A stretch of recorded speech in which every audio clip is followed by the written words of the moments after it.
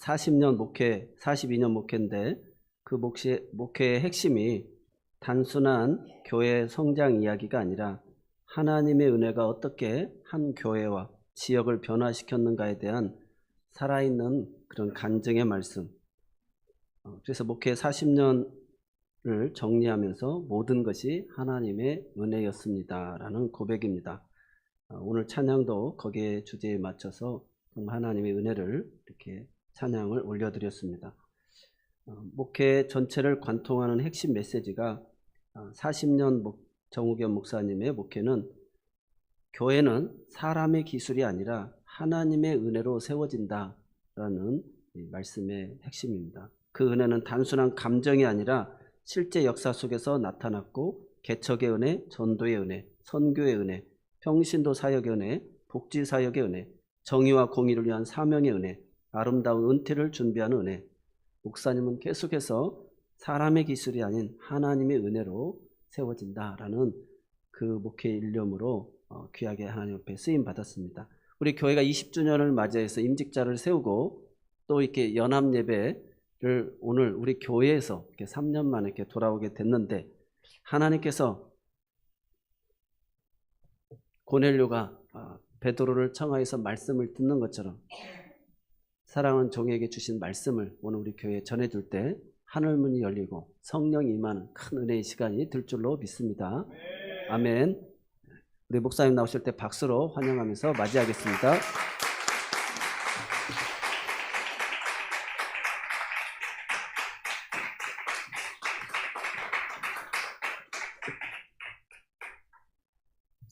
제가 하나님께 늘 죄송한 것이 있어요.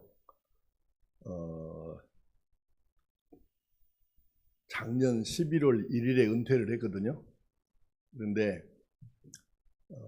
완도 성광교회에서 만으로 43년, 그리고 단독 목회 전체는 49년 6개월을 하고 목회를 은퇴를 한 거예요. 그러면 어느 직업, 어느 직장에 다녔든지 한 사람이 49년 6개월, 그러니까 50년을 다녔으면 대부분 이렇게 얼굴 모습, 이렇게 표정 이런 것에 되게 이렇게 보여요. 그래서 당신 직업이 뭐이죠? 뭐 하는 분이죠? 이렇게 얘기를 하는데 저는 50년을 목회를 했는데도 목사님 맞죠? 이런 사람은 아직 못 봤어요. 김수성 목사님 같으면 딱 첫눈에 봐도 목사님 딱이잖아요. 그래서 목사님 혹시 목사님 아니세요? 이러면 딱 정답인데 나는 누가 그렇게 물어본 사람이 없어. 그리고 이렇게 말해요. 음악 하세요? 그림 그리세요? 이러니까 하나님께서 이렇게 말씀하시지 않을까? 야, 이 녀석아, 너는 어떻게 된 녀석이 50년을 목회를 했는데도 사람들이 목사인 줄 몰라보냐? 너 어떻게 된 거냐? 하나님 그러실 것 같아서 그래요. 창립 20주년을 맞고 직분자도 세우고 또 장로님 기도하시는 대로 새로운 20년을 바라보면서 큰 꿈을 가지고 나아가는 우리 새로운 교회가 하나님의 은혜로 꿈 그대로 하나하나 이루어지고, 그래서 살아계신 하나님을 교회를 통해 여러분의 삶을 통해서 확실하게 체험하고 그 하나님 때문에 하루하루 행복하게 살아가는 그런 믿음의 형제자매들 될 수 있기를 간절히 축복합니다.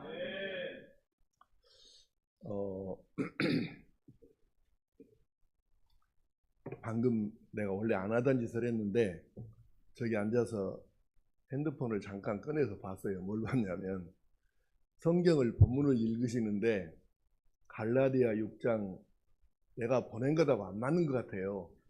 그래서 내가 잘못했나, 목사님이 잘못하셨나, 그리고 찾아봤더니 내가 보낸 게 잘못 보낸 거예요. 갈라디아서 6장 17절인데 내가 6장 7절이라고 보낸 거예요. 핸드폰 확인해 보니까 문자가 내가 틀리게 지금 보낸 거예요. 그래서 제가 본문을 한번 읽어드리고 오늘 말씀을 시작하겠습니다. 갈라디아 6장 17절. 이후로는 누구든지 나를 괴롭게 하지 말라. 내가 내 몸에 예수의 흔적을 지니고 있노라. 방송실이 금방 또 보내네요. 자, 바울 사도는 우리가 아는 대로 정말 대단한 분입니다. 우리 기독교에 있어서 예수님 다음에 공로자가 누구냐? 그렇게 말하면 누구든지 바울 사도 이렇게 말할 수밖에 없어요. 이분은 우리가 다 아는 대로 원래 예수님을 믿은 사람이 아니었고, 예수님께서 승천하신 후에, 그러니까 우리를 위해서 대신 죽어주셨고 고난 고통 당하셨고 부활하셨고 승천하셨는데, 그 후로 예수 믿는 사람들을 잡아 죽이는 일에 앞장서던 이 사람이 다메섹, 그 다메섹은 요즘 지도로 말하면 어디냐면 시리아의 수도인 다마스커스입니다.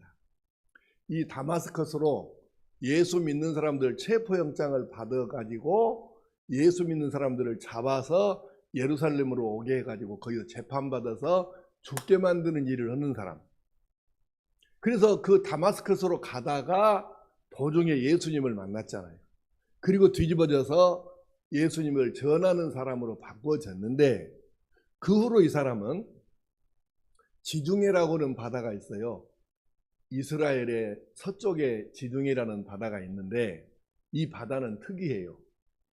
북쪽으로는 그 유럽이 있고, 바다의 동쪽에는 이스라엘이 있고, 그리고 남쪽에는 아프리카가 있는데, 지중해를 통해서 지중해의 서쪽 조금만 지브롤터 해협이라 그래가지고 이게 직선거리로 한 100km 가까이 되는데 지도를 보면 거의 붙어 있어요. 그래서 이 북쪽은 유럽이고 남쪽은 아프리카고 동쪽은 아시아인데, 아시아 끄트머리 이스라엘이에요. 그런데 바울 사도가 이 이스라엘에서 출발해가지고 북쪽으로 남쪽으로 이 연안을 휩쓸면서 3개 대륙을, 주로 이제 유럽과 아시아인데 이 대륙을 휩쓸면서 복음을 전하고 다니는데 너무 안타까운 거예요. 왜냐하면 예수를 모르는 사람, 예수님을 평생 한 번도 못 들어보고 죽는 사람은 너무 많은데, 복음을 전해야 될 것은 너무 많은데 시간이 모자라고 모두를 다 돌아볼 방법이 없는 거예요. 너무 안타까운 거예요. 그런데 이렇게 안타까운, 시간이 모자라서 막 속이 타는데, 한 사람에게라도 더 예수를 전해야 되는데 이게 안 되니까 속이 타는데, 그런데 이 속도 모르고 바울 사도가 가는 곳마다 쫓아다니면서 저놈은 가짜다, 저놈 말 들으면 안 된다, 이렇게 분열을 시키는 나쁜 놈들이 있었어요. 그 나쁜 놈들이 누구냐면 먼저 유대교를 믿었던 사람들인데, 이 사람들이 가는 곳마다 이렇게 얘기하는 거예요. 바울은 가짜요. 야, 바울 사도가 예수님 살아계실 때 한 번이라도 바울 사도가 예수를 봤단 말도 들어봤어? 아니, 사도는 예수님이 살아계실 때 뽑았던 12명이잖아. 그러면서 바울 사도가 사도가 아니라고 이렇게 주장하면서 바울 사도는 예수만 믿으면 구원받는다 이러는데, 아니야, 예수 믿어도 할례는 받아야 돼, 이런 식으로 바울 사도의 주장을 허무는, 바울이 전하는 예수를 못 믿도록 하는 이 일을 쫓아다니면서 하는 거예요. 그래서 바울 사도가 속이 타니까 이렇게 말한 거예요. 누구든지 나를 괴롭게 하지 말라. 내가 내 몸에 예수의 흔적을 지니고 있노라. 여러분, 이 말씀을 풀어드리기 위해서 고린도 후서 11장 23절 25절까지 제가 읽어드릴게요. 들어보세요. 고린도 후서 11장 23절에서 25절. 매도 수 없이 맞고 여러 번 죽을 뻔하였으니 유대인들에게 40에서 하나 감한 매를 5번 맞았으며 3번 태장으로 맞고 1번 돌로 맞고 3번 파선하고 일주야를 깊은 바다에서 지냈으며, 여러분 40에 하나 감한 매를 맞았대요. 5번이나. 그것도 구약시대에 이런 일이 있었답니다. 죄를 지은 사람을 율법에 의해서 잡아다가 매를 때렸는데 40대를 때렸더니 이 사람이 딱 죽어버린 거예요. 근데 이 벌을 내리는 것은 회개하고 고쳐서 바르게 살라 이런 뜻으로 벌을 내리는 거지 죽으려고 때리는 건 아니잖아요. 그래서 회의를 해가지고 결정을 이렇게 했답니다. 40대를 맞으면 죽을 수도 있다. 그러니 죽기 전까지만 때리자 해서, 그래서 40에서 하나 감하면 몇 개예요? 39대예요. 그래서 39대를 때리는 거예요. 이스라엘 사람들이. 죽지 않을 만큼만 때린다는 뜻이에요. 근데 바울 사도가 이 매를 맞았는데 5번을 맞았는데, 그러니까 죽지 않을 만큼, 다시 말하면 숨은 붙어있을 만큼 때렸는데, 그렇게 매를 때렸으면 몸에가 상처가 나겠어요, 안 나겠어요?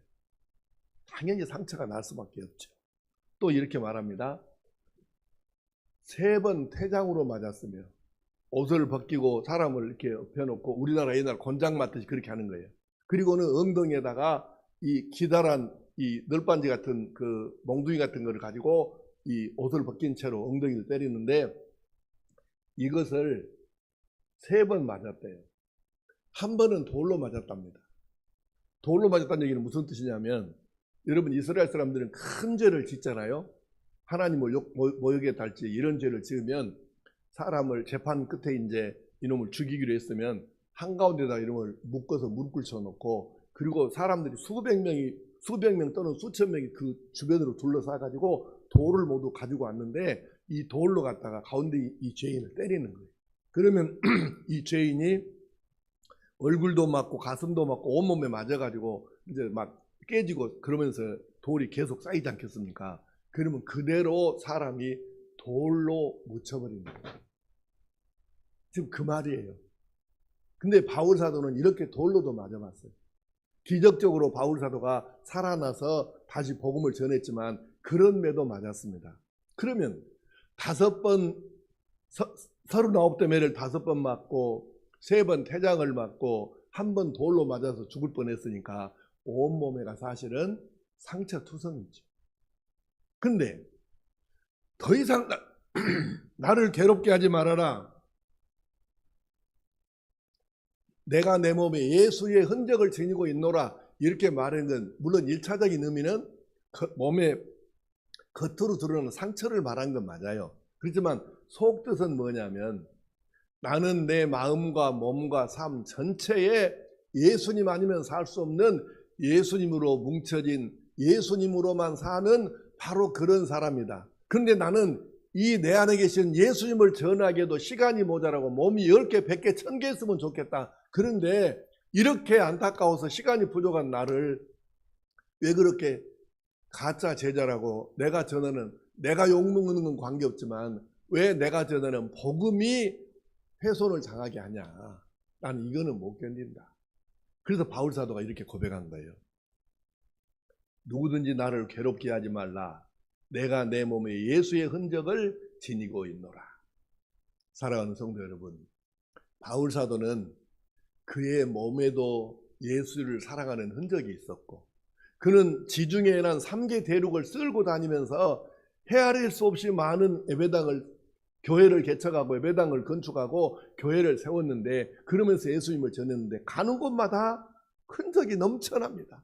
바울 사도가 갔던 곳마다 예수님을 전했기 때문에 예수 믿어서 구원받은 사람, 교회가 개척됐습니다. 예배당이 세워졌습니다. 그 사람이 또 다른 사람에게 예수를 전합니다. 이러면서 바울 사도가 진짜 예수를 전하는 예수의 증인이라는 사실은 도처에 흔적들이, 증거들이 널려 있는 것입니다. 그래서 바울 사도는 흔적이라는 말을 사용했는데, 요한복음 20장 27절에 예수님께서 이렇게 말씀하십니다. 도마에게 이르시되 너의 손가락을 이리 내밀어 내 손을 보고 너의 손을 내밀어 내 옆구리에 넣어보라. 그리하여 믿음 없는 자가 되지 말고 믿는 자가 되라. 이 말씀은 예수님께서 하신 말씀이에요. 예수님께서 제자들에게, 사도들에게 나타나셨을 때 도마가 마침 그 자리에 없었어요. 그래서 제자들이 예수님을 만난 다음에 도마에게, 야, 우리 예수님 만났다? 그랬더니 도마가, 야, 죽으면 그시지 어떻게 살아난다니 너희들 그렇게 철이 없나 이러면서 안 믿어. 어떻게 죽은 사람이 사냐 안 믿어요. 예수님께서 그걸 하신 거예요. 그리고 예수님께서 도마가 있을 때에 사도들 앞에 또 나타나셨는데 도마를 지적해서 말씀하신 거예요. 야 도마 너 이리 와봐. 너 와서 이 못 박힌 데 손에 못자국 옆구리에 창자국 여기 네가 만져보고 손을 넣어봐. 그리고는 믿음 없는 자가 되지 말고 믿는 자가 되라. 이 흔적을 만져보라고 하신 거잖아요. 예수님 몸에도 분명하게 우리를 사랑하셨던, 우리를 사랑하시기 때문에 채찍에 맞고 창에 맞고 못 박히고 죽으셨던 흔적들이 예수님의 몸에도 남아있고 예수님을 보았고 믿었던 많은 사람들에게도 그대로 나타나 있는 것이죠. 오늘 2026년 6월 7일 주일 예배를 드리는 새로운 교회 성도들은 하나님을 잘 믿는 흔적, 예수님을 잘 믿는 누구도 부인할 수 없는 내가 가지고 있는 예수 사랑하는 흔적, 이 증거들을 가지고 예수를 믿고 있습니까? 이것은 참 중요한 문제입니다. 누구도 부인할 수 없는 봐라. 이것이 바로 내가 예수님을 믿는, 내가 예수님을 사랑하는 흔적이다. 이렇게 내놓을 만한 뭔가 나도 흔적, 증거가 있어야 어떤 일이 있어도 핍받고 환난이 와도 아무리 내가 복을 받아서 잘 되어도 흔들리지 아니하고 오직 예수 이 신앙으로 살아갈 수 있을 것이기 때문에 내가 예수를 분명하게 나 보세요. 이거 보세요. 이래도 당신 못 믿겠어요? 이렇게 말할 만한 예수를 믿는 사랑하는 흔적이 오늘 내게도 여러분에게도 함께 있어야 할 줄로 믿습니다. 그것을 위해서 무엇이 필요할까요? 우리는 목사냐, 장로냐, 권사냐, 안수집사냐, 서리집사냐, 일반 교인이냐 이게 중요한 게 아니에요. 한 사람이 하나님의 아들이요 딸이며 예수님의 제자요 그리스도인으로 살아간다는 것은 딱 한 가지에서 출발하는 거예요. 경력, 지난날 나의 이력, 스펙 아무 쓸데없어요. 딱 한 가지. 오늘 그것을 여러분과 함께 나누려고 합니다. 한번 따라하겠습니다. 구원의 감격은 과거 사건이 아니고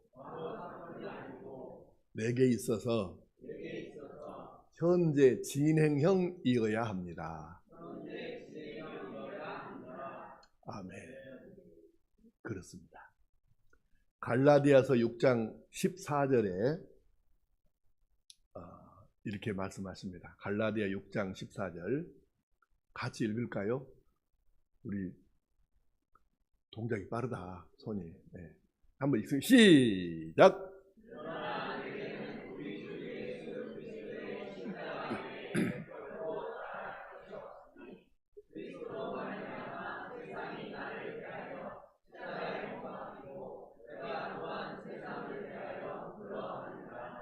아멘. 여러분 바울 사도는 우리 주 예수 그리스도의 십자가 외에 결코 자랑할 것이 없다. 그러면 도대체 바울 사도가 얼마나 못났길래 자랑할 것이 십자가 말고는 없을까요? 얼마나 못났기에? 바울 사도를 조금 얘기해 볼까요? 성경 구절을 다 찾았으면 좋겠는데 시간이 짧으니까 그냥 다 지금 성경을 읽고 하면 훨씬 더 이해는 쉬운데 시간이 없으니까 그냥 제가 말로만 할게요. 바울 사도는 자기 고백대로 그는 베냐민 지파에 속해 있습니다. 그 다음에 이스라엘, 선택받다는 이스라엘 민족이죠. 그 다음에 바리새인입니다. 당시의 바리새파는 이스라엘 민족에게 있어서 정통이라고 할까요? 가장 핵심적인 하나님을 믿는 유대인 중에 핵심적인 파벌이에요. 근데 그 바리새파에 속해 있죠. 그 다음에 가말리엘의 제자입니다. 가말리엘은 누구냐면 당대 그 바울 사도가 살았던 그 시기에 이스라엘에서 최고로 치는 스승이에요. 라본이죠. 랍비우게 라본인데 대단한 사람이잖아요. 이 사람의 제자란 말은 오늘로 말하면 우리나라로 말하면 서울대학교 뭐 정치 외교학과를 나왔다든가 이런 정도 되는 사람이에요. 그 다음에 이 사람은 로마의 시민권을 가지고 있습니다. 오늘날 지금 미국 시민권을 가지려고 우리나라 사람들이 얘기를 미국 가서 출산하는 사람도 있고 참 희한하잖아요. 이게 미국에 어째서 세긴 셉니다. 센데 바울 사도가 살았던 시절에는 오늘날 미국과 러시아와 중국의 시민권을 세 시민권을 합친 것만큼이나 힘이 센 게 그게 바로 로마 시민권이에요. 근데 바울 사도는 아버지 때부터 로마 시민권이 있다는 거예요. 대단한 집안이죠. 학자들이 이렇게 말해요. 바울 사도와 같은 스펙을 가진 사람이 이스라엘 민족 전체를 따져도 100명이 안 된대요.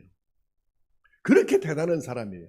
그러니까 자랑할 게 얼마나 많겠습니까? 그런데 바울 사도가 말합니다. 그렇게 자랑할 것이 쇠고 넘쳤는데 나에게는 예수 그리스도의 십자가 말고는 결코 자랑할 것이 없다.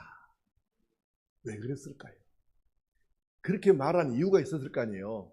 그 많은 사람을 이스라엘 전체에서도 100명을 찾을 수가 없는데 그런 스펙 가진 사람이 예수 십자가 말고는 자랑할 것이 없다니 왜 그랬느냐고요. 여러분, 짐승 제사법이라는 거 있잖아요. 사람이 죄를 지었습니다.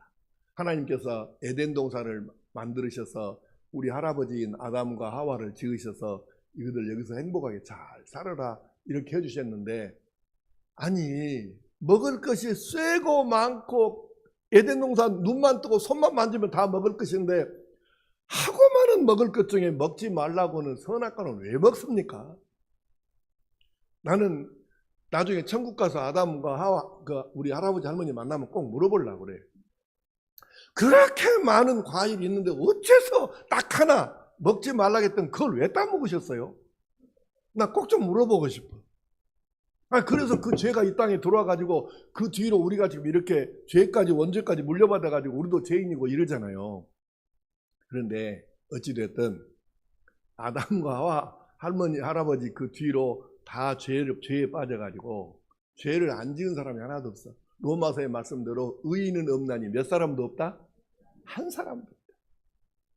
모든 사람이 죄를 범하여 하나님의 의에 이르지 못했다는 거예요. 그러면 죄의 삭선, 죄의 대가는 뭐죠? 그래서 모든 사람에게 죽음이 이 땅에 죽음이 들어온 거잖아요. 그리고 거기서 끝나는 게 아니고 죽은 다음에는 몸에서 영혼이 빠져나가서 지옥으로 떨어지는 거죠. 죽음이 별거 있어요? 사람, 이 말씀은 안 하고 이따 여러분 2시 예배 때 제가 그 얘기는 이제 이어서 계속 할게요. 여러분이 귀신이 진짜 있는가 없는가, 하나님이 왜 하나님만 참신인가, 이거를 내가 2시에 다시 이야기하기로 하고 시간이 없으니까 넘어갑니다. 자, 모든 사람이 죄를 지어서 죽음에 이를 수밖에 없게 되었는데 사랑의 하나님께서 차마 이걸 보고 계실 수 없는 거예요.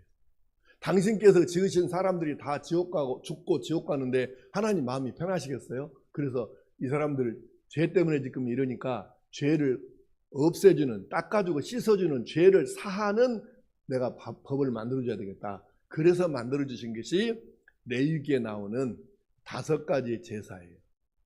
번제, 속죄제, 속건제, 화목제, 그리고 하나가 소제, 제일 가난한 사람들이 드리는 소제.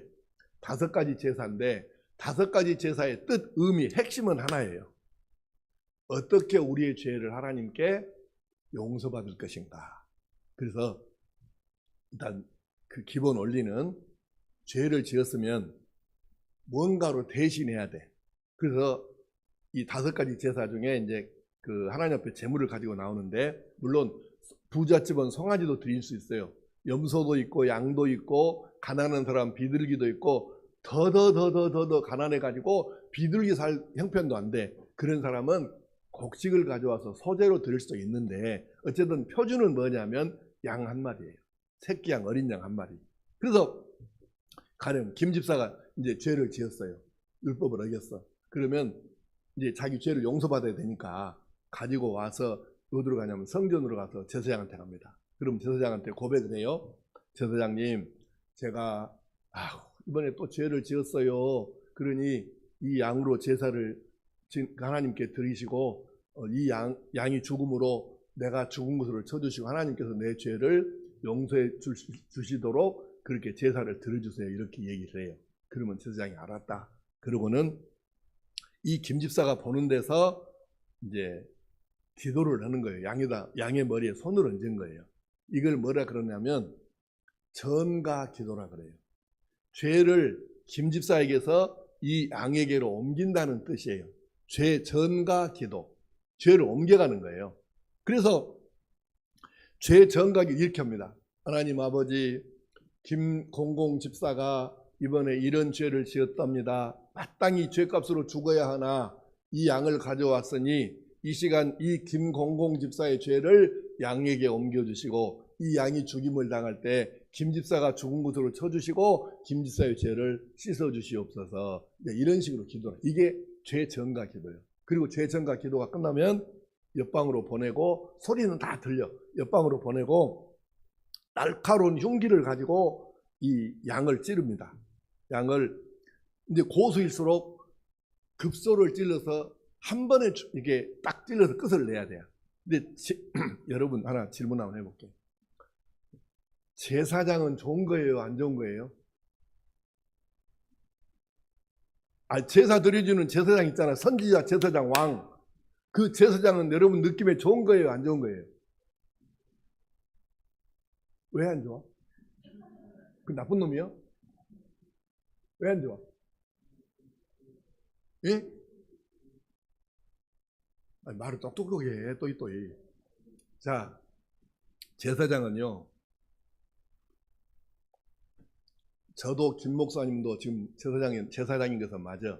그런데 속을 모르니까 목사는 좋겠다. 맨날 대접만 받고.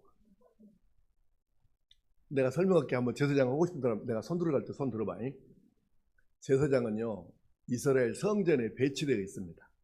하고 싶어서 하는 것이 아니라 아버지가 제사장이었기 때문에 어쩔 수 없이 세습으로 그렇게 할 수밖에 없는 거예요. 그래서 제사장이 됐어. 근데 성전에 배치돼 갖고 백성이 100명, 1000명이 아니고 수백만 명의 이스라엘 백성들이 당시에 있었는데 이 백성들이 죄진 사람은 전부 다 와가지고 양 끊고 와가지고 제사 지내주세요. 그러네. 그러면 이 제사를 지내야 돼, 안 지내야 돼? 제사를 드려야 되니까 양을 어떻게 해야 돼? 죽여야 돼. 그러면 성전에 배치되어 있는 제사장 수는 한계가 있는데 어떤 날은 많이 사람들이 오는 날은 하루에 양을 내가 혼자 50마리도 죽이고 100마리도 죽여야 돼. 퍽 찔러가지고 양을 죽여서 꺼죽을 뱉게 각을 떠가지고 제물로 드려야 되는데 이 제사장을 하고 싶은 사람은 들어. 그 정도로 왜 하는다 그래요? 다 제사장 그러잖아요. 알고 보면 제사장은 못 해먹을 짓입니다. 인간적으로 보면 어쩔 수 없이 하는 거예요. 지금 아버지가 할아버지가 제사장이었으니까 어쩔 수 없이 하는 거예요. 그 제사장 집에 태어났으니까. 근데 이렇게 이제 제사장이 양을 갖다가 팍 찔러요. 급소를 팍 찔르면 1번 양이 주인님 감사합니다. 저 같은 것에 이런 영광스러운 주인을 대신해 죽을 수 있는 이런 영광스러운 기회를 주시다니요. 감사합니다. 그렇게 죽을까요? 여러분 생각에는 양이 팍 찌를 때 어떨 것 같아? 찌르면 이때 짐승이든 사람이든 급소를 날카로운 칼로 찌르는데 안 아플 사람이 어디 있어요. 그러니까 비명을 지르는데 이렇게 비명을 질러. 그러면 옆방에 있는 이 김집사가 이 소리를 듣는 거예요. 그러면 이 양의 이 비명을 뭐라 그러면 단말마의 비명이라고 그래. 이걸 이 단말마의 비명이 터질 때 옆방에서 이 비명 소리를 듣는 김집사가 어휴 이놈의 죄야 다시는 안 돼야지 큰일 나갔다. 깜짝 놀래갖고 막 소스라치는 거예요. 그래가지고 죄를 안 지으려고 어휴 막 이렇게 하는 거예요. 질문. 그럼 하나님께서 이 모습을 보시고 죄를 용서해 주시겠어요? 용서 안 해 주시겠어요? 그렇죠. 그것이 하나님의 의도예요. 깜짝 놀래가지고 이제 진짜 다시는 안 해야 돼. 그래서 하나님께서 죄를 용서해 주시는 거예요. 근데 사람이라는 게 이상하죠. 오늘 죄를 지어서 양 한 마리 바쳤는데 석 달 뒤에 또 죄를 지어서 또 양 한 마리 또 갖고 왔어. 그 다음에 또 6개월 뒤에 또 양을 또 가서 또 제사 지냈어. 그랬더니 한 10번쯤 제사를 지냈더니 죄를 지을 때 이런 생각이 드는 거예요. 에이, 또 양 한 마리 죽었네. 에이, 참. 이런. 그래서 제사를 한 20번, 30번 들으면 사람이 이제 마음이 또 바뀌어져. 죄를 지으면서 이렇게 해. 양 한 마리 바치면 되지 뭐. 이러는 거예요. 질문하겠습니다. 제사를 많이 드리면서 마음이 무뎌져 가지고 죄를 지으면서 알아 자기가 죄 지었는 줄을. 그러면서 그때 생각을 에이씨 양 한 마리 또 죽었네. 이런 식으로 하고 양을 가지고 와서 제사장에 드려서 제사를 드렸으면 이 제사는 효과가 있겠어요? 없겠어요? 그게 문제인 거예요. 그래서 제사도 쓸모없는 거예요. 하나님 만들어준 제사도. 하나님께서 이것을 보시면서 너무 마음이 아프신 거예요. 왜? 질문을 하겠습니다. 교회 다니는 사람만 교회 다니는 사람이 다 구원받는 건 아니에요. 교회를 다녀도 예수님만 나의 구주, 이 믿음이 있어야 구원을 받는데, 여러분 이 구원의 확신 가진 교회 다니는 사람만 하나님의 아들, 딸일까요? 아니면 교회 아직 안 다니는 사람도 하나님의 아들, 딸일까요? 2번이에요? 훈련을 교육은 제대로 받으셨네. 아직 예수는 믿지 않았어요. 아직 교회 문턱도 들어놓지 않았어요. 그렇지만 그 사람도 누가 만드신 사람이요? 그렇죠. 그걸 놓치면 안 되는 거예요. 왜 우리가 전도해야 되는가? 바로 하나님께서 보내셔서 세상에 왔잖아요. 누구든지 간에. 그러면 그 사람은 하나님의 아들, 딸이 맞는 거예요. 그런데 하나님이 지으신 사람들이 이 땅에, 이 지구상에 현재 85억이 넘는 인구가 살고 있는데 예수 믿는 사람 숫자가 더 많아요? 안 믿는 사람 숫자가 더 많아요? 안 믿는 사람이 더 많아. 그럼 하나님의 마음이 편하셔요? 안 편하셔요? 안 편하시죠. 왜? 내가 만든 내 아들, 딸, 내 자식들이 아직도 예수를 안 믿어서 구원받지 못하고 지옥 갈 사람이 너무 많다는 걸 생각하시는데 얼마나 마음이 아프시겠어요. 그래서 기억해야 돼요. 우리가 왜 전도해야 될지 이유가 명백해지는 거죠. 결국은 하나님께서 모든 사람이, 당신께서 만들어 세상에 보는 사람들이 모두가 죄 때문에 지옥 가는 걸 더 이상은 보일 수가 없어서 마음이 너무 아프셔서 사랑이신 하나님께서 방법을 만드셨는데 이제는 다른 방법이 없어. 제사도 소용없고, 그래서 하나밖에 없는 아들 예수님을 하늘 영광 버리고 세상에 내려가서 사람 되게 하시고, 이것도 우리가 감당할 수 없는 큰 은총인데 사람 되게 하신 다음에 30년을 요셉과 마리아 가정에서 가족을 부양하며 살게 하시다가, 그리고 31살 때부터 3년 동안 공생애를 사시죠. 우리를 위한 삶을 사시고, 그리고는 마지막에 십자가에 못 박혀 죽으시는데 우리가 기억해야 됩니다. 도대체 예수님은 왜 십자가에 그렇게 죽으신 거예요? 이렇게 말을 함부로 하면 안 됩니다. 그 얘기를 한번 해봅시다. 자, 따라서 해봅시다. 예수님은 죄가 없으셨습니다. 하나도 없으셨습니다. 그래요. 근데 왜 죽으시냐? 나와 여러분, 우리 모두의 죄를 대신 지시고 우리 죄값을 계산하셔, 죄값을 대신 치르시느라고 그렇게 죽으신 거예요. 여러분, 전승문서라는 게 있는데, 옛날에 요즘처럼 인쇄술이 발달해가지고 성경부터 찬송가 모든 책을 이렇게 막 기계로 찍어내는 이런 시기가 아니고, 모든 책을 만들면 전부 다 손으로 써야 되는데 종이가 없으니까, 옛날에 종이가 어디 있었겠어요. 그러니까 양 가죽을 부드럽게 만들었고 양 가죽에다가 글씨를 쓰고, 대나무 껍질을 이게 만드게 대나무를 잘라가지고 거기다가 글씨를 쓰고, 또 그것도 안 되던 시절엔 토판이라 그래가지고 진흙을 이겨가지고 이렇게 그 쇠손으로 반듯하게 이렇게 밀어서 말려요. 근데 말리기 전에 어떻게 하냐면 반듯하게 해놓은 다음에 거기다가 글씨를, 진흙이니까 아직 물렁물렁 하잖아요. 거기다가 글씨를 써요. 그래 이거 햇볕에다 말려요. 이렇게 해서 기록을 남기는 거죠. 이걸 갖고 토판이라 그래요. 이런 식으로 다양한 방법으로 글씨를 남겨요. 파피루스라는 거 들어보셨죠? 왕골입니다. 이것도 이제 물에다 풀어서 말려가지고 종이처럼 된 거에다 글씨를 쓰는데, 어쨌든 그렇게 해서 이제 성경도 기록이 됐지 않았습니까?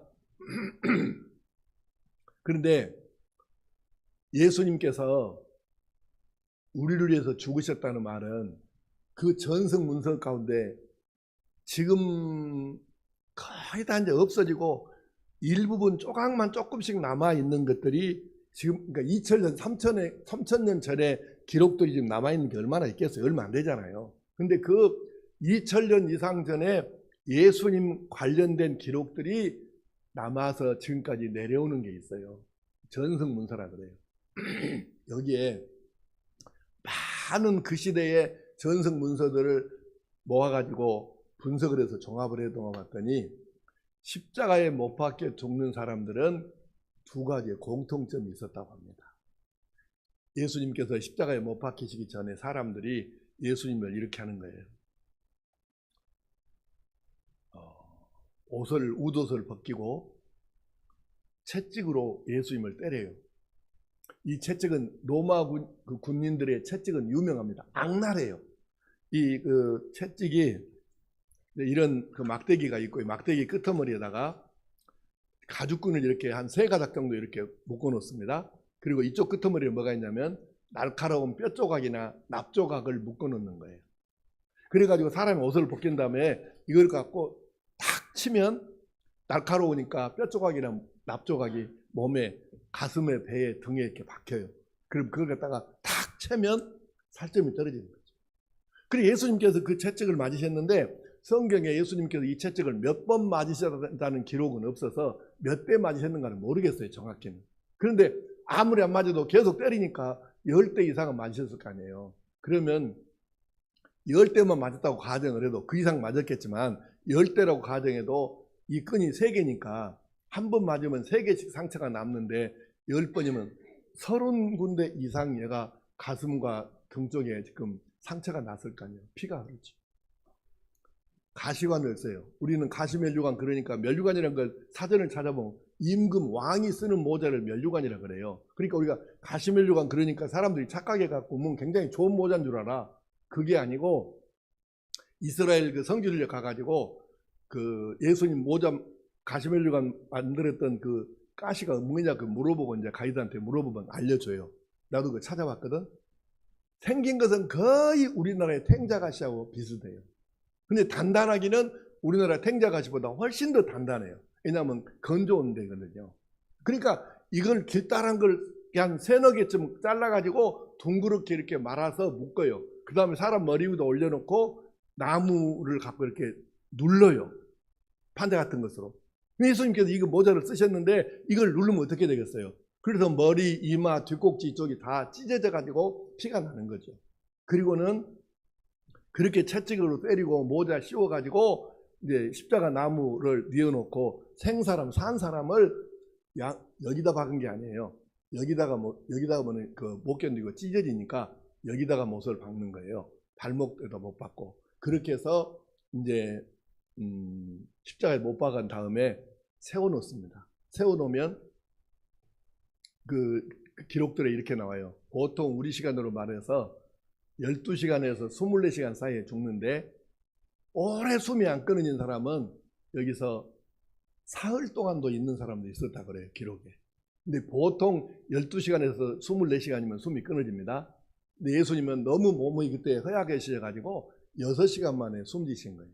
근데 그 전성문서의 공통점 2가지가 뭐냐면 십자가에서 못 박혀 죽은 사람의 공통점 특징 2가지. 첫째, 못을 박아놓고 사람을 십자가에 세워놓잖아요. 그러면 상처 난 곳에서 피와 물이, 우리 몸에 지금 65에서 70%가 지금 혈액이 수분이 있잖아요. 물과 피인데 이게 빠져나가는데 생사람을 갖다 상처를 못을 박았으니까 얼마나 아프겠어요. 그러니까 너무 고통이 심하니까 정상적으로 못 죽고 미쳐갖고 죽는, 막 울부짖고 미쳐갖고 제정신이 아니었고 막 울부짖고 그러다가 숨이 끊어집니다. 또 하나 두 번째 특징은 뭐냐면 십자가에 못 박혀 죽는 사람은 희한하게 그 얼굴 입에서 피가 이렇게 흐른다는 거예요. 사실은 얼굴을 때리지는 않거든요. 근데 이제 군인들이 옆에서 지키는 군인들이 궁금했겠죠. 우리가 얼굴을 때린 적이 없는데 왜 피가 나? 이래서 이제 죽은 다음에는 또 십자가를 뉘어가지고 다시 사람을 이렇게 분리를 시키잖아요. 그래서 분리시키면서 궁금하니까 입에다가 이렇게 뭘 집어넣어갖고 강제로 입을 열어가지고 보니까 세상에 왜 피가 나왔는지가 이제 해답이 나온 거예요. 왜 나왔느냐면 십자가에 못 박힌 사람이 고통이 너무 심하니까 이 고통을 참아보려고 이빨을 이렇게 물고 막 이빨을 이렇게 악물고 이렇게 하다가 보니까 세상에 얼마나 되게 물었더니 자기 이빨이 여기서 부러지는 거예요. 그래서 부러진 이빨이 한 개, 두 개, 세 개 정도가 입안에 있는 거예요. 그래서 피가 나오는 거예요. 이걸 나중에 한 거죠. 사랑하는 우리 새로운 교회 성도 여러분, 나는 그렇게 생각해요. 정우겸이라는 사람이, 제가 정우겸입니다. 정우겸이라는 사람이 십자가에 못 박혀 죽는다면 나는 항의할 게 없어요. 왜 항의할 게 없냐면, 항의할 수 없냐면, 나는 내가 지난날 지은 죄를 생각하면 나는 그렇게 죽어도 아무 할 말이 없어. 내 죄값이 그렇게 크니까. 내가 예수 믿기 전에 청년 시절까지 신학교 가기 1년 2개월 전까지 내가 조폭도 해보고 술도 아직 먹어서 내가 접은 적은 없습니다. 누구한테. 그러니까 세상에서 온갖 짓거리 다 하면서 죄를 짓던 이 죄인 중에 괴수 같은 놈을 하나님께서 이렇게 예수 믿어 구원받게 하시고 목사까지 되게 하셨으니까 나는 말로는 다 할 수 없는 은혜에 감사하지만, 그러면서 한편으로는 내가 만약 예수 믿어 죽는다고 하면 지난날 나의 죄 때문에 나는 십자가에 뭐 그렇게 고통당하고 죽은다고 해도 할 말은 없어. 왜? 내 지은 죄는 그보다 더 심하게 내가 죽어도 할 말이 없는 거예요. 근데 예수님 무슨 죄가 있으시냐? 죄라고는 1도 없으신 그분께서 나와 여러분의 죄를 대신 지시고 내 죄값을 치르시느라고 십자가에서 그 수치, 그 모욕, 그 고통 당하고 죽어주셨단 말이에요. 여러분, 나는 이 사실을 오래전에 알고 있었지만 설교할 때 내가 못하고 차마 이 말을 할 수 없어서 설교할 때 못하고, 내가 작년에 은퇴했는데 11월 1일에 은퇴했는데 작년 고난주간에 특별 새벽 기도하면서 이 설교를 했습니다. 김수성 목사님은 하셨는지 안 하셨는지 모르겠는데 내용을 만약에 설교를 안 하셨다면 몰라서 안 하신 건 아니거든요. 대부분의 목사님들이 알아요. 근데 차마 이 말을 못하는 거예요. 나도 못했다니까. 무슨 얘기냐? 질문을 하겠습니다. 십자가에 못 박히신 예수님 성화를 그려. 유명한 화가 중에 이 그림 안 그린 사람은 없어. 근데 성화, 십자가에 못 박힌 예수님의 성화를 보면 아래를 이렇게 뭐 포장을 씌웠어요, 안 씌웠어요? 그렇죠. 근데 또 질문하겠습니다. 그러면 실제로 예수님께서 십자가에 못 박히셨을 때에 아래 이렇게 씌워져 있는 게 있었을까요, 없었을까요? 그게 문제입니다.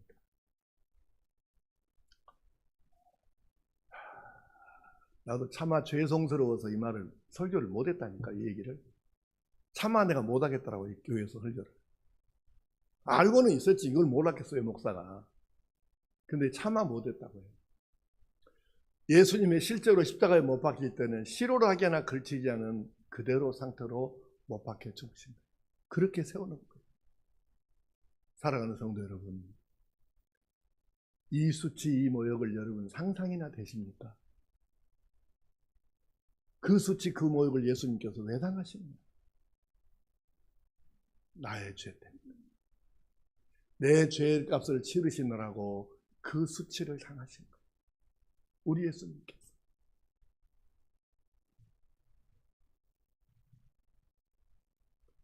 사랑하는 성도 여러분, 우리를 사랑하는 사람은 물론 많이 있어요. 우리 부모님이 얼마나 우리를 사랑하셨겠어요. 여러분이 여러분의 아들, 딸 사랑하는 거하고 똑같아요. 그렇게 우리를 사랑하셨어요. 여러분의 부부도 사랑하겠죠. 여러분의 자녀가 여러분을 사랑하겠죠. 친구들이 사랑하겠죠. 그러나 누구도 단 한 사람도 나를 위해서 그 수치, 그 모욕 당하고 나 대신 죽어준 분은 예수님 말고는 없는 거예요. 우리 정직하게 말해봅시다. 누가 나를 위해서, 여러분을 위해서 뺨 한 대 제대로 맞아준 사람이 있습니까? 뺨 맞은 게 그게 무슨 대수입니까? 아니, 예수님께서 실루라기 하나 걸치지 않고 십자가에 못 박혀서 이렇게 못 박힌 상태에서 그 고통 이빨에 부러지고 미쳐 죽을 수 있는 이 십자가의 사형을 당하셨는데 그것이 예수님 때문입니까? 바로 나 때문에, 내 죄 때문에. 우리가 이 사실을 기억한다면, 그래서 히브리서 2장 3절에 현대인의 성경은 이렇게 표현합니다. 현대인의 성경 번역으로 제가 읽겠습니다. 하물며 이같이 큰 구원을 우리가 소홀히 한다면 어떻게 형벌을 피할 수 있겠습니까? 우리가 받은 구원은 가벼운 게 아니에요. 우리가 받은 구원은 나는 돈 안 내고 시험 안 보고 공짜로 받았을지 모르지만 하나님 편에서는 자기 아들을, 그렇게 하나밖에 없는 아들을 내 죄값을 대신 치르게 하셔서 그렇게 죽게 하셨는데 어떻게 이게 공짜입니까? 어떻게 이게 그냥 얻은 구원입니까? 절대로 구원은 공짜가 아니에요. 나는 공짜일지 모르지만 하나님은 자기 아들을 죽여서 나와 여러분을 살려주시고 천국 가게 만들어주신 줄로 믿습니다. 절대 공짜가 아니에요. 어떻게 공짜입니까 이게? 사랑하는 성도 여러분, 우리 기억해야 합니다. 그리스도인이 뭐냐? 예수 믿는다는 게 뭐냐? 하나님의 아들, 딸이 뭐냐? 여기서 출발하는 거예요. 교회를 몇 년 다녔냐? 직분이 무엇이냐? 얼마나 잘 사냐? 지난날은 어떻게? 이건 아무 상관없어요. 그저 지금 현재 내가 그래. 나 같은 죄인 1000번 만번 죽어도 십자가에 100번을 죽어도 할 말 없는 나 같은 죄인을, 이 죄인의 죄값을 치르시느라고 하나님의 아들 예수님이 그 수치 모욕당하고 그 고통당하고 십자가에서 내 대신 죽어주셨다. 그래서 예수님은 나를 구원해 주신 주인, 구주이시다. 예수님만 나의 참 구주이시다. 이것을 믿고 고백하고 이 신앙이 살아있으면 나도 모르게 눈물이 나오고, 십자가, 이 신앙이 살아있으면 십자가 말만 들어도, 십자가 기사를 성경에서 읽기만 해도 가슴이 뜨거워지고 눈시울이 붉어지고, 그러면서 주를 위해 죽으러 가자고 외쳤던 도마처럼, 비록 도마가 나중에 구원의 확신을 가졌지만 구원의 확신을 진짜 가지고 나니까 어째요? 우리도 주를 위해서 죽으러 가자 이렇게 말했잖아요. 이 도마처럼 우리도 주님을 위해서 무엇을 할까를 생각하면서 감격 속에서 기쁨으로, 즐거움으로, 행복감으로 신앙생활을 하게 될 줄로 믿습니다.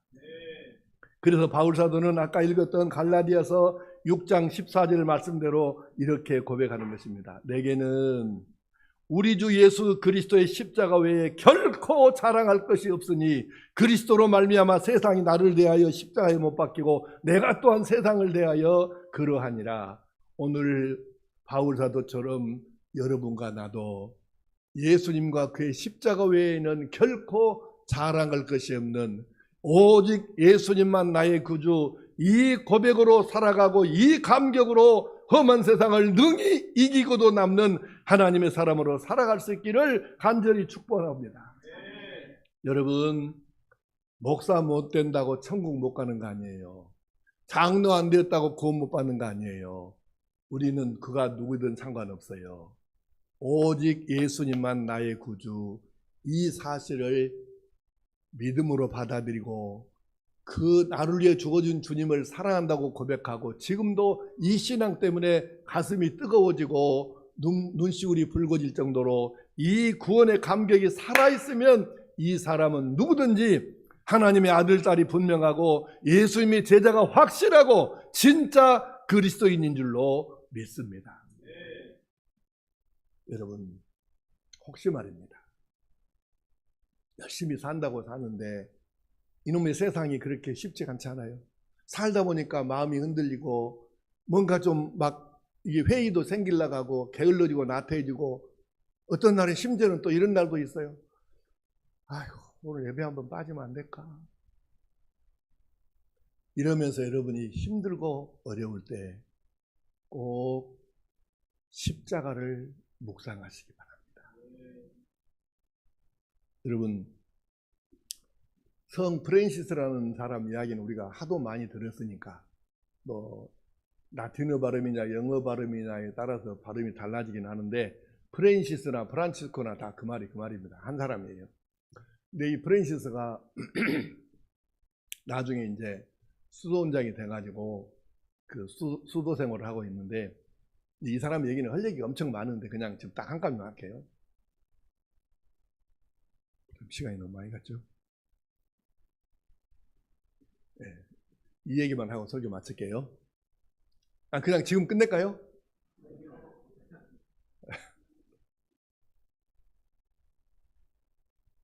이제 수도원장을 하는데 여러분 미국과 그 유럽에는 새벽 기도회가 없어요. 근데 아침에 일찍이 동트기 전에 나가가지고 우리식으로 새벽 기도는 아닌데 하여튼 이른 아침 기도가 되겠죠. 그리고는 이분이 아침 식사도 걸으면서 대부분이 몇 시간씩 기도를 하는 거예요. 그러니까 제자들이 궁금한 거예요. 아니 우리 선생님은 도대체 뭔 기도를 할 것이 많아갖고 그렇게 기도를 오래오래 한다냐? 그래서 속없는 제자들이 궁금하니까 가서 선생님 뒤에 옆에 가만가만 발소리 죽여갖고 가서 앉아서 이제 듣는 거예요. 도대체 뭔 기도를 한가 보자. 이렇게 이제 궁금해서 듣는데요. 몇 시간을 있어도 이 말밖에 안 하더래요. 우리 한국어로 번역한 거예요. 오 나의 주님, 오 마이 로. 그 말 하면은 그러니까 눈에서 눈물이 뚝뚝 떨어져. 그러고는 한참을 또 있다가 그 다음에 또 다시 오 나의 주님. 그러면 또 눈물이 툭툭툭툭툭 떨어져. 그리고 또 한참을 지나갔고 또 다시 오 나의 주님. 그러면 또 눈물이 툭툭툭툭 떨어져. 그거를 점심시간까지 하더라요. 그러니까 제자들이 나중에 이제 물어봤어. 아니 원장님, 선생님은 우리는 기도를 막 열심히 뭔 기도를 하신 줄 알았더니 한 말씀도 안 하고 딱 오 주님만 계속 그냥 하시던데 그게 왜 그래요? 이렇게 이제 물어봤더니 프린스가 이렇게 대답했답니다. 그래, 나도 기도할 말이 있는 줄로 알고 가서 하나님 앞에서 기도를 시작하면 오 나의 주님 이 말만 하면 내 마음에서 나를 위해서 십자가에서 그 고통 그 수치당하고 죽으신 주님이 생각나서 나도 모르게 눈물이 나오고 나도 모르게 주님을 사랑한다는 고백이 나오고 나도 모르게 나는 어떻게 주님을 사랑해야 될까 이 생각이 나오고 하니까 다른 말은 일체 생각 자체가 나지 않는다. 오 나의 주님 이 말만 해도 나는 가슴이 뜨거워지고 눈시울이 뜨거워져 가지고 이가 은혜가 충만하고 막 이게 사랑이 충만하고 이러는데 내가 무슨 다른 것이 아무것도 생각도 나도 않고 다른 거 필요도 않다. 나는 오 나의 주님 하면은 모든 것이 다 해결된다. 프랜시스가 제자들에게 그렇게 대답했답니다. 우리 사랑하는 새로운 교회 성도 여러분, 여러분이 기도하실 때에 쓸데없는 거 다 좀 씻어냈으면 좋겠어요. 기도하실 때마다 여러분 십자가를 묵상하시면서 내 마음속에 다 버리고 또 버리고 또 씻어버리고 그래서 마지막에 예수님 하나님 십자가 이것만 내 가슴에 남아갖고 예수 사랑만 가득 채워지는 이 상태가 된다면 이보다 더 좋을 일이 어디가 있겠습니까? 사랑하는 성도 여러분, 예수님만 남을 때까지 내 마음을 씻고 또 씻고 그렇게 해놓는다면 내 마음에 남은 예수님이 돈만 못하겠습니까? 권력만 못하겠습니까? 건강만 못하겠습니까? 이 신앙 살아있으면 우리는 뭐든지 두렵지 않고 어떤 환경에서도 넉넉하고 어떤 형편에서든 간에 감사하고 찬송하며 살 수 있는 것입니다. 그래서 우리에게는 가장 급한 것이 뭐냐 하면 돈도 필요하고 건강도 필요하고 명예도 필요하고 사람도 필요하고 물론 필요해요. 내가 그걸 모르는 게 아니에요. 그러나 그보다 앞서서 그보다 훨씬 먼저 필요한 게 뭐냐면 오직 예수님만 나의 주님. 십자가에서 그렇게 죽어주신 내 죄값 치러주신 바로 그 예수님, 이 예수님을 확실하게 마음에 모시고 이 한 분으로 만족하고 이 신앙 때문에 어떤 역경 환난 와도 당당하고 어떤 권력과 센 것 앞에서도 전혀 무릎 꿇지 않고 오직 예수님만 바라보고 나아갈 수 있는 그런 믿음의 사람이 될 수 있는 것입니다. 기도하실 때 다 씻어내고 오직 예수님만 남을 때까지, 오직 예수님 한 분만 남을 때까지 그렇게 기도하고 이 신앙이 여러분에게 살아있어서 하나님 보실 때, 그래, 너는 진짜 내 아들이다, 너는 진짜 내 딸이다, 너 예수밖에 모르고 사는데 어찌 내가 너를 사랑하지 않겠느냐, 어찌 내가 네 기도 들어주지 않겠느냐, 이렇게 말씀하실 정도로 오직 예수로 만족하고 예수로 사는 흔적을 가지고 사는 하나님의 사람 될 수 있기를 간절히 축복합니다. 기도하십시다. 아버지 하나님, 오직 예수님만 나의 구주. 이 한 가지면 우리는 넉넉하고도 남을 줄로 믿습니다. 바울 사도는 예수님을 사랑하는 적이 몸에 온통 새겨져 있고 가는 곳마다 예수의 흔적을 남겼는데, 오늘 저희들도 이 구원의 감격을 가지고 삶으로 하여 주님 사랑하는 흔적이 몸에도 마음에도 가정에도 교회에도 직장에도 동네에도 도처에 남아 있어서 진짜 예수의 사람, 하나님의 아들 딸로 평생을 살아가게 역사하여 주시옵소서. 주 예수님의 이름으로 기도하옵나이다.